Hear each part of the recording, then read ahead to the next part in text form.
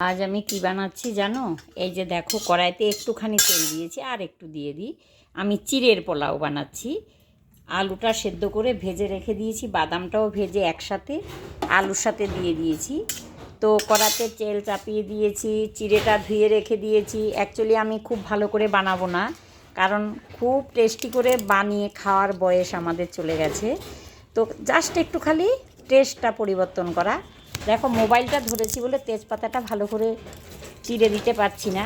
দুটো শুকনো লঙ্কা, তোমরা কাঁচা লঙ্কাও দিতে পারো, ঘিও দিতে পারো, কিন্তু আমি আগেই বলেছি ঘি দিলে ভালো লাগে। কিন্তু আমাদের অত কিছু দিয়ে খুব টেস্টি করে বানিয়ে খাওয়ার বয়সটা গেছে। দারচিনি, এলাচ তোমরা তেলের মধ্যে দিতে পারো, আমি কিছুই দেবো না। আমি জাস্ট মুখের স্বাদটা একটু পরিবর্তন করা, আলাদা আলাদা করে ভেজে দিতে পারো, কাউকে যখন খাওয়াবে তখন দেবে।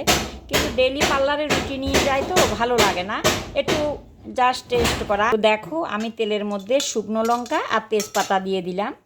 আমি আগেই বলেছি আমি খুব টেস্টি করে বানাবো না, অনেকভাবে বানানো যায়, ঘিটি দিয়ে দিলে টেস্ট হয়। এই যে দেখো, আমি এই যে কিশমিশগুলো ধুয়ে তেলের মধ্যে দিয়ে দিলাম, ভেজে একবারে। সত্যি কথা যেটা, আমি খুব কম তেল ব্যবহার করে এগুলো করতে চাইছি। তোমরা আলাদা করে ভেজে রেখে দিতে পারো। একটু হলুদ দিয়ে দিলাম কালারটা চেঞ্জ হওয়ার জন্য।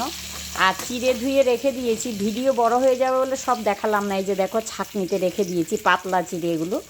তো ওগুলো আমি ঢেলে দিলাম তেলের মধ্যে, জাস্ট একটু টেস্টটা পরিবর্তন করা। এইবার আমি এতে আস্তে আস্তে একটু নুন দেবো, হলুদটা দিয়ে দিলাম কালারটার জন্য, তেলেই দিয়ে দিলাম হলুদটা। তো আমি এতে একটু নুন দেবো এবার, নুন আর চিনি। অ্যাকচুয়ালি নুনটাও কম দিই, শরীরের নানান কারণে সব কিছু ঠিকঠাক মতো দেওয়া যায় না, শরীরের নানান অসুস্থতার কারণে।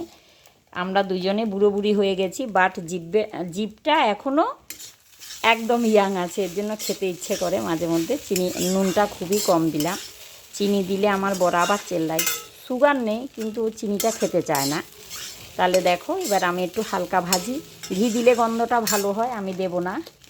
আমার বরেরও ঘি খাওয়া বারণ, আমারও প্রচুর কোলেস্ট্রল, খাওয়া বারণ। এই দেখো, চিনি দিয়ে দিলাম, যে যেরকম, কেউ একটু মিষ্টি মিষ্টি পছন্দ করে, কেউ নোনতা পছন্দ করে।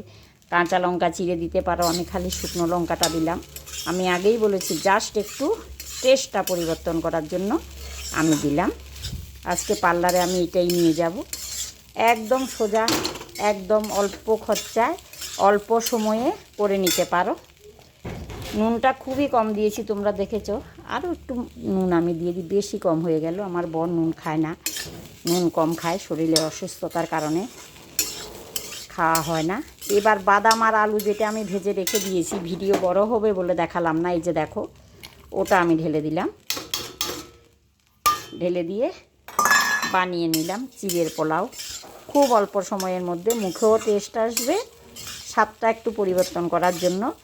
তোমরা যারা আরও একটু ভালো, যারা বাচ্চারা খাও, বাচ্চা একটু আমাদের থেকে বয়স কম, ওরা ওপরে ঘি ছড়িয়ে দেবে, আরও ভাল লাগবে। তো আমার চিড়ের পোলাও কেমন হয়েছে বলবে। রাখলাম, বাই।